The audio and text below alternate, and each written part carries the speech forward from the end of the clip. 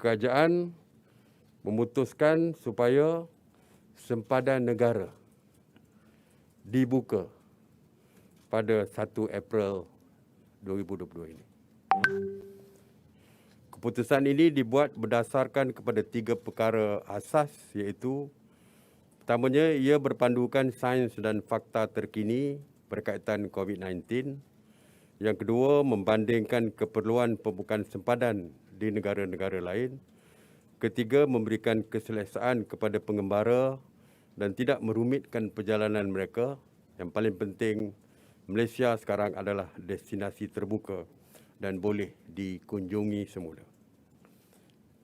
Dengan pembukaan semula sempadan negara ini, rakyat Malaysia yang mempunyai dokumen perjalanan yang sah kini boleh keluar masuk negara seperti biasa serta dibenarkan untuk pergi ke mana-mana negara yang turut membuka pintu sempadannya kepada pengembara luar.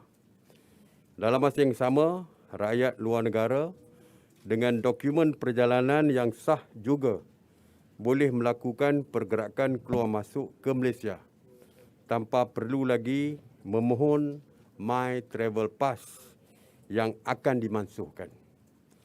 Sebaliknya, hanya perlu muat turun dan mengaktifkan aplikasi My Sejahtera serta melengkapkan pre-departure from melalui fungsi Traveller dalam My Sejahtera.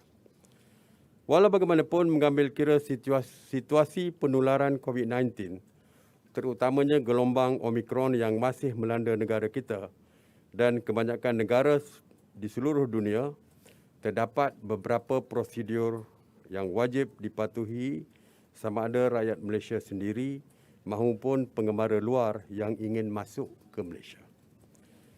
Bagi yang menerima vaksinasi lengkap, dua dos vaksin, tiada keperluan untuk menjalani sebarang tempoh kuarantin dan hanya perlu melalui ujian pengesanan COVID-19 RT-PCR 2 hari sebelum berlepas serta ujian RTK antigen profesional dalam tempoh 24 jam selepas ketibaan.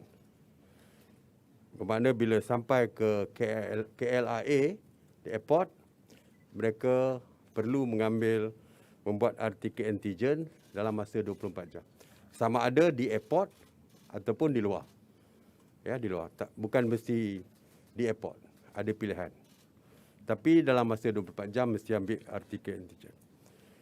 Bagi status vaksinasi lain seperti tidak menerima vaksin atau sebab perubatan yang tidak menerima sebarang vaksinasi, Menteri Yang Berhormat Menteri Kesihatan akan memperincikan prosedurnya untuk makluman umum besok. Ya. Kementerian yang berkaitan juga akan mengeluarkan senarai SOP pembukaan sempadan negara ini secara terperinci dalam waktu terdekat, terutamanya berhubung dengan prosedur di pintu masuk antarabangsa, darat dan juga laut.